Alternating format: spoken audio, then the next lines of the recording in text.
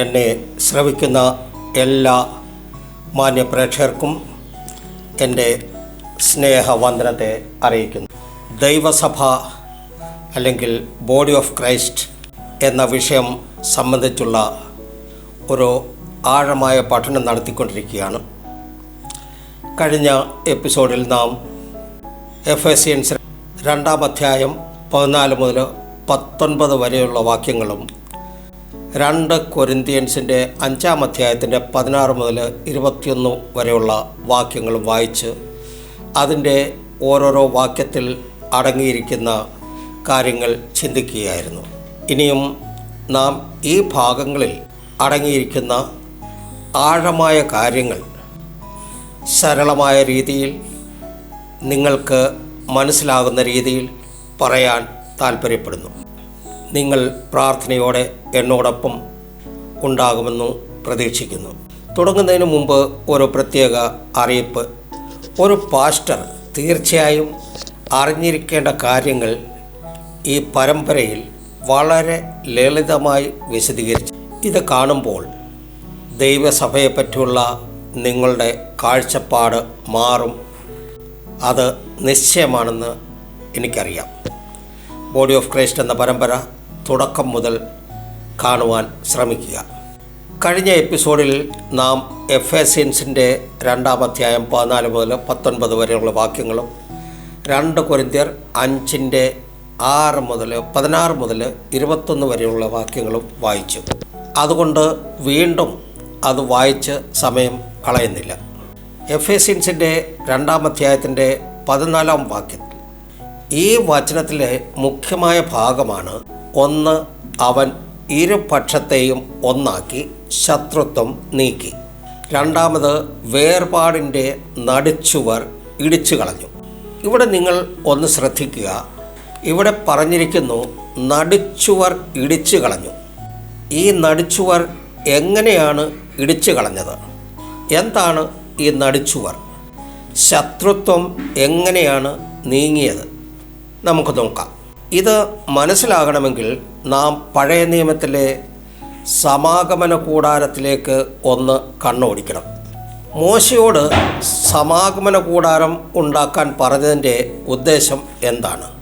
Israel മക്കൾ മരുഭൂമിയിൽ സഞ്ചരിച്ചിരുന്ന കാലത്ത് ദൈവം തൻ്റെ സാന്നിധ്യം പാർപ്പാൻ കൽപ്പിച്ച വിശുദ്ധ കൂടാരമാണ്.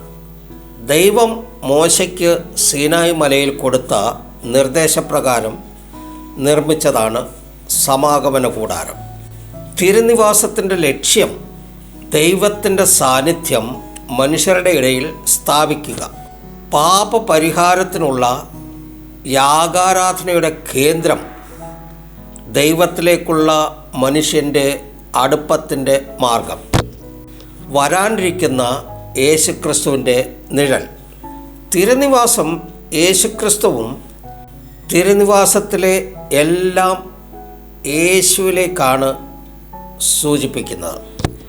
ഹോമയാഗം എന്ന് പറഞ്ഞാൽ ക്രിസ്തുവിൻ്റെ ബലി. വെള്ളക്കലശം എന്ന് പറഞ്ഞാൽ പുതുജന്മവും ശുദ്ധീകരണവും. വിളക്ക് അർത്ഥമാക്കുന്നത് ഞാൻ ലോകത്തിൻ്റെ വെളിച്ചമാണ്. കാഴ്ചപ്പാൻ, അതായത് ജീവൻ്റെ അപ്പം. തിരശീല, ക്രൂശിൽ കീറപ്പെട്ട, അതായത് മത്തായി എഴുതിയ സുവിശേഷത്തിൻ്റെ 27-5 വാക്യത്തിൽ ഇത് പറഞ്ഞിട്ടുണ്ട്. സമാഗമന കൂടാരത്തിലുള്ള തിരശീല യേശുക്രിസ്തുവിനെ പ്രതിനിധീകരിക്കുന്നു. തിരശീല 2 ഇടത്താണുള്ളത്. അതിവിശുദ്ധ സ്ഥലവും വിശുദ്ധ സ്ഥലവും തമ്മിൽ വേർതിരിക്കാൻ, പിന്നെ വിശുദ്ധ സ്ഥലവും പ്രാകാരവും തമ്മിൽ വേർതിരിക്കാൻ. എഫേസ്യർ 2:14. ഈ വചനം തിരുനിവാസത്തിലെ തിരശീല എന്ന ആശയത്തോട് വളരെ ആഴത്തിൽ ബന്ധപ്പെട്ടിരിക്കുന്നു. ഇത് മനസ്സിലാക്കാൻ തിരുനിവാസവും ക്രിസ്തുവിൻ്റെ ക്രൂശും ഒരുമിച്ച് കാണണം. തിരുനിവാസത്തിലെ തിരശീല എന്തായിരുന്നു? തിരുനിവാസത്തിൽ പരിശുദ്ധ സ്ഥലത്തെയും, അതായത് ഹോളി പ്ലേസ്, അതിപരിശുദ്ധ സ്ഥലത്തെയും, അതായത് മോസ്റ്റ് ഹോളി പ്ലേസ്, വേർതിരിച്ചിരുന്ന കട്ടിയുള്ള തിരശീലയായിരുന്നു അത്. അതിൻ്റെയൊക്കെ വിവരണം പുറപ്പാട് 26-ാം അധ്യായത്തിൽ കാണാം. ഈ തിരശീല സൂചിപ്പിച്ചത് ദൈവത്തിൻ്റെ വിശുദ്ധത, മനുഷ്യൻ്റെ പാപം, പരിമിതമായ പ്രവേശനം. ഇവിടെ സാധാരണ ജനങ്ങൾക്കും പുരോഹിതർക്കും പോലും ദൈവസന്നിധിയിലേക്ക് നേരിട്ടുള്ള പ്രവേശനം ഇല്ലായിരുന്നു. തിരശീല എന്ന് പറഞ്ഞു കഴിഞ്ഞാൽ വേർതിരിവിൻ്റെ അടയാളം. തിരശീല ഒരു വേർതിരിവ് മതിൽ ആയിരുന്നു. ദൈവം, മനുഷ്യൻ, വിശുദ്ധൻ, പാപി.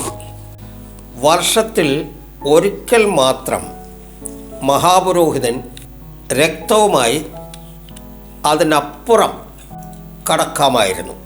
പൗലോസ് പറയുന്നു എഫേസ്യർ 2:14 വേർതിരിച്ച് നിന്നിരുന്ന മതിൽ. ഇത് സൂചിപ്പിക്കുന്നത് യഹൂദൻ, ജാതികൾ, നിയമം, കൃപ, അടുത്തവർ, ദൂരെയുള്ളവർ. യഹൂദർക്ക് ദൈവസന്നിധിയിലേക്ക് നിയമത്തിലൂടെ ഒരു പരിധിയുള്ള സമീപനം ഉണ്ടായിരുന്നുവെങ്കിലും ജാതികൾ പൂർണ്ണമായി പുറത്താക്കപ്പെട്ടവരായിരുന്നു. ഈ വേർതിരിവ് തിരുനിവാസത്തിലെ തിരശീലയും ആത്മീയ രൂപം തന്നെയായിരുന്നു. ശത്രുത്വം നീങ്ങണമെങ്കിൽ 3 മരണം നടക്കണം. യഹൂദൻ മരിക്കണം, വ്യവസ്ഥ അല്ലെങ്കിൽ നിയമം മരിക്കണം, യേശു അല്ലെങ്കിൽ പാപി മരിക്കണം. ഈ 3 മരണം എങ്ങനെ സംഭവിച്ചു? യേശു മനുഷ്യരൂപത്തിൽ ജനിച്ചത് യഹൂദ കുടുംബത്തിൽ ആയിരുന്നു. അതുകൊണ്ട് ജനനപരമായി യേശു യഹൂദനായിരുന്നു.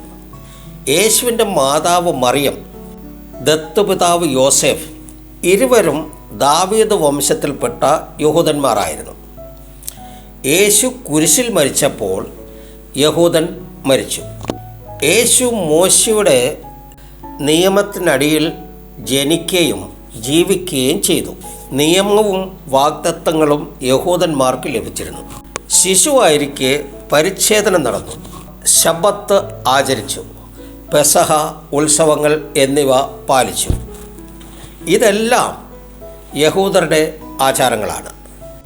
അങ്ങനെ യഹൂദനായ യേശു മരിച്ചപ്പോൾ വ്യവസ്ഥ അല്ലെങ്കിൽ നിയമം മരിച്ചു. എല്ലാ മാനവരാശിയുടെയും പാപത്തിൻ്റെ പരിഹാരത്തിനായി കൊടും പാപികളായിരുന്ന എല്ലാ മനുഷ്യവർഗത്തിൻ്റെയും പാപം സ്വന്തം ചുമലിൽ ഏറ്റിയ യേശു ഒരു പാപിയായി മാറി. അങ്ങനെ പാപത്തിൻ്റെ ശമ്പളമായ മരണം സ്വയം ഏറ്റെടുത്തു. കുരിശിൽ തൂങ്ങി യേശു മരിച്ചപ്പോൾ പാപി മരിച്ചു. ഈ 3 മരണം നടന്ന കാരണം യഹൂദനും അന്യജാതികൾക്കും ഇടയിലുണ്ടായിരുന്ന നടുച്ചുവർ ഇടിച്ചു കളഞ്ഞു. തിരുനിവാസത്തിലെ തിരശീല ആകുന്ന നടുച്ചുവർ ഇടിച്ചു നിരത്തിയപ്പോൾ, അതായത് യേശുവിൻ്റെ ശരീരമാകുന്ന നടുച്ചുവർ കാൽവറിയിൽ ഇടിച്ചു നിരത്തിയപ്പോൾ അന്യജാതികളും യഹൂദനും ഒന്നായി. സഭയ്ക്ക് പുറത്തുള്ളവർക്ക് സഭയ്ക്കുള്ളിൽ കടക്കാൻ അവസരം ലഭിച്ചു. നിങ്ങൾക്ക് മനസ്സിലാക്കാൻ വേണ്ടി ഒന്നുകൂടെ വേഗത്തിൽ പറയുവാൻ താല്പര്യപ്പെടുന്നു. നടുച്ചുവർ ഇടിച്ചു നിരത്തി, തൻ്റെ ശരീരത്തിൽ പൊളിച്ചു. ഇത് നേരിട്ട് ബന്ധപ്പെടുന്നത് യേശു ക്രൂശിൽ മരിച്ചപ്പോൾ തിരശീല മുകളിൽ നിന്ന് താഴേക്ക് പിളർന്നു. ഇതിനർത്ഥം യേശുവിൻ്റെ ശരീരം തന്നെയാണ് ആ തിരശീല. അവൻ്റെ രക്തവും മരണവും വേർതിരിവ് നീക്കി. എബ്രായർ 10:19-20 പറയുന്നു, തിരശീല എന്നത് അവൻ്റെ ശരീരം തന്നെയാകുന്നു. തിരശീല ആകുന്ന നടുച്ചുവർ ഇടിച്ചു കളഞ്ഞപ്പോൾ എന്ത് സംഭവിച്ചു? മുമ്പ് ദൈവത്തോട് അകലം, ഇപ്പോൾ ദൈവത്തോട് സമീപനം. മുമ്പ് യഹൂദൻ മാത്രം, ഇപ്പോൾ എല്ലാവർക്കും. മുമ്പ് നിയമം, ഇപ്പോൾ കൃപ. മുമ്പ് ഭയം, ഇപ്പോൾ ധൈര്യം. എഫേസ്യർ 2:18 പറയുന്നു, ഒരേ ആത്മാവിൽ ഇരുവർക്കും പിതാവിനോട് പ്രവേശനം ലഭിച്ചു. തിരശ്ശീല പൊതിഞ്ഞതിൻ്റെ ഫലം യഹൂദനും ജാതിയും ഒരു ദേഹമായി. സഭ ദൈവത്തിൻ്റെ വാസസ്ഥലം. ഇനി ദൈവം വസിക്കുന്നത് കൂടാരത്തിലല്ല, കെട്ടിടത്തിലല്ല, വിശ്വാസികളുടെ ഹൃദയങ്ങളിൽ വസിക്കുന്നു. ക്രിസ്തുവിൽ ആരും പുറത്താക്കപ്പെട്ടിട്ടില്ല, ആരും രണ്ടാമത്തെ വർഗമല്ല, എല്ലാവർക്കും ഒരേ പ്രവേശനം. മനുഷ്യർ പണിയുന്ന മതിലുകൾ പൊളിക്കണം, സഭയിൽ വേർതിരിവുകൾ അനുവദിക്കരുത്. ക്രിസ്തുവിൻ്റെ സമാധാനം സഭയിൽ ജീവിക്കണം. 2 കൊരിന്ത്യൻസ് 5:18 പറയുന്നു, നമ്മെ ക്രിസ്തു മൂലം തന്നോട് നിരപ്പിച്ചു, നിരപ്പിൻ്റെ ശുശ്രൂഷ ഞങ്ങൾക്ക് തന്നിരിക്കുന്നു. ആദ്യം യേശു നമ്മളുമായി നിരപ്പ് വരുത്താൻ വേണ്ടി തൻ്റെ ദൈവത്വം വിട്ടു, സ്വർഗീയ മഹിമ വിട്ടു, താണലോകത്തേക്ക് ഇറങ്ങി വന്നു. ഇത് നമുക്ക് ഒരു മാതൃക കാട്ടി തന്നതാണ്. നിങ്ങൾക്കൊക്കെ അറിയാവുന്ന കാര്യമാണ്, യുദ്ധം നടക്കുമ്പോൾ ഒരു പക്ഷം തോൽക്കുമെന്ന് ഉറപ്പാകുമ്പോൾ അവർ വെള്ളക്കൊടി കാട്ടിയിട്ട് ആത്മസമർപ്പണം നടത്തും. അങ്ങനെ സറണ്ടർ ചെയ്യുമ്പോൾ യുദ്ധത്തിൽ ജയിച്ച സൈന്യാധിപൻ ആദ്യം കുറച്ച് നിബന്ധനകൾ വെച്ചിട്ട് സറണ്ടർ ചെയ്ത സൈനികരുമായി ഒത്തുതീർപ്പ് കരാർ ഒപ്പുവെക്കും. ലൗകികപരമായി നോക്കിയാലും എപ്പോഴും ജയിക്കുന്നവരാണ് ഒത്തുതീർപ്പിനായി ആദ്യം മുന്നോട്ട് വരുന്നത്. അതും അവർ ഇരിക്കുന്ന സ്ഥാനത്ത് നിന്ന് ഇറങ്ങി തോറ്റവരുടെ സ്ഥാനത്ത് വരും.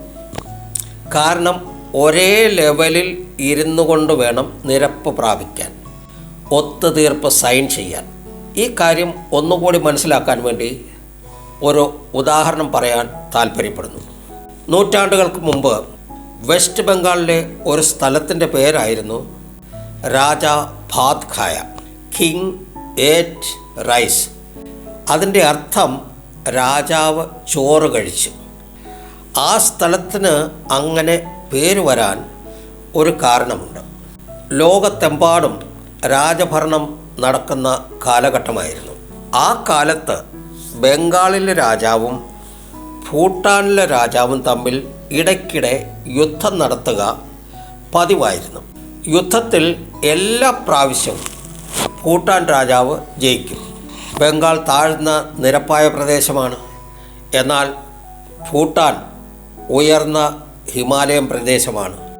എപ്പോഴും ബംഗാൾ തോൽക്കാൻ കാരണം ഒന്നാമത് താഴ്ന്ന ഭൂപ്രദേശമാണ്, രണ്ടാമത് ബംഗാളിലെ രാജാവും സൈന്യങ്ങളും പ്രജകളും എല്ലാം ചോറും മീനുമാണ് കഴിക്കുന്നത്.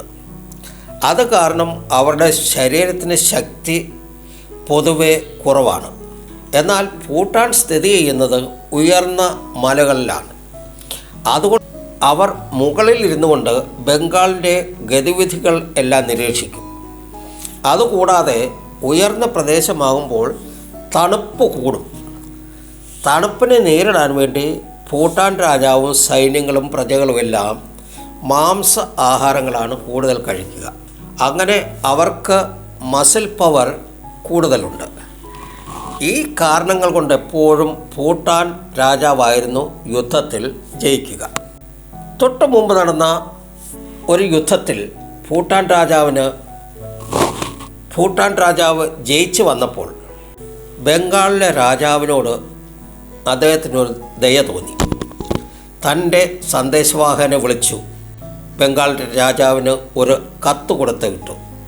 കത്തിലെ സന്ദേശം ഇതായിരുന്നു: നാം തമ്മിലുള്ള യുദ്ധം എന്നേക്കുമായി അവസാനിപ്പിക്കാൻ ഞാൻ ഒരുക്കമാണ്. അതിനായി ഞാൻ നിങ്ങളുടെ താണ രാജ്യത്തേക്ക് വന്ന് ഒരു സന്ധി ചെയ്യുവാൻ താൽപ്പര്യപ്പെടുന്നു. താങ്കൾ അതിന് ഒരുക്കമാണോ? അതിന് മറുപടിയായി ബംഗാളിലെ രാജാവ് ഒരു അഭിപ്രായം പറഞ്ഞു.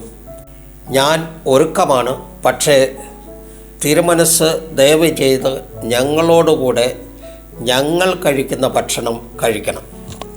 അതിന് ഭൂട്ടാൻ രാജാവ് സമ്മതിച്ചു. അതിനായി ഒരു തീയതിയും ബംഗാളിലെ ഒരു സ്ഥലവും നിശ്ചയിച്ചു ശേഷം ഭൂട്ടാനിലെ രാജാവിനെ വിവരം അറിയിച്ചു. ആ ദിവസം വന്നു. ഭൂട്ടാൻ രാജാവും തൻ്റെ സൈന്യാധിപന്മാരും ചേർന്ന് ബംഗാളിലേക്ക് വന്നു. നിശ്ചയിച്ച സ്ഥലത്ത് എല്ലാ ക്രമീകരണങ്ങളും ചെയ്തിരുന്നു. ഭൂട്ടാൻ രാജാവും സൈന്യാധിപന്മാരും ബംഗാളിലെ ഭക്ഷണമായ ചോറും മീൻകറിയും കഴിച്ചു. അന്നു മുതൽ ആ സ്ഥലത്തിനിട്ട പേരാണ് രാജ ഭാത് ഖായ, കിങ് ഏറ്റ് റൈസ്. അതിൻ്റെ അർത്ഥം രാജാവ് ചോറ് കഴിച്ചു. അങ്ങനെ ഭൂട്ടാൻ രാജാവും ബംഗാൾ രാജാവും തമ്മിൽ നടന്നിരുന്ന യുദ്ധം എന്നേക്കുമായി അവസാനിച്ചു. ഞാൻ പറഞ്ഞതിൻ്റെ താല്പര്യം, എപ്പോഴും ജയിക്കുന്നവരാണ് ഒത്തുതീർപ്പിനായി മുന്നോട്ട് വരുന്നത്. ഇവിടെ ലോകത്തെ മുഴുവൻ ജയിച്ചവനായ യേശു തൻ്റെ സ്വർഗീയ മഹിമകൾ വെടിഞ്ഞ് താണലോകത്തേക്ക് വന്ന് നമ്മളിലൊരാളായി ജീവിച്ചു. ഒന്നുകൂടി തെളിച്ചു പറഞ്ഞാൽ, ഒരു യോഗ്യതയും ഇല്ലാതിരുന്ന മനുഷ്യരുമായി നിരപ്പ് പ്രാപിക്കാൻ സ്വർഗത്തിൽ നിന്ന് താണലോകത്തേക്ക് ഇറങ്ങി വന്നു. അത് മുഖാന്തരം നമുക്ക് ദൈവത്തിൻ്റെ പുത്രനും പുത്രിയും ആകാനുള്ള സ്വാതന്ത്ര്യം ലഭിച്ചു. സ്വർഗരാജ്യത്തിന് കൂട്ടവകാശിയായി മാറി. ഇപ്പോൾ ഈ എപ്പിസോഡ് ഇവിടെ അവസാനിപ്പിക്കുന്നു. ഈ ചാനൽ സബ്സ്ക്രൈബ് ചെയ്തിട്ടില്ല എങ്കിൽ ദയവായി നിങ്ങൾ സബ്സ്ക്രൈബ് ചെയ്യുക, ലൈക്ക് ചെയ്യുക. നിങ്ങളുടെ വിലയേറിയ അഭിപ്രായം കമൻറ്റുകൾ എഴുതി അറിയിക്കുക. അടുത്ത എപ്പിസോഡിൽ കാണും വരെ നിങ്ങൾക്കേവർക്കും നന്ദി, നമസ്കാരം. ദൈവം നിങ്ങളെ ധാരാളമായി അനുഗ്രഹിക്കട്ടെ.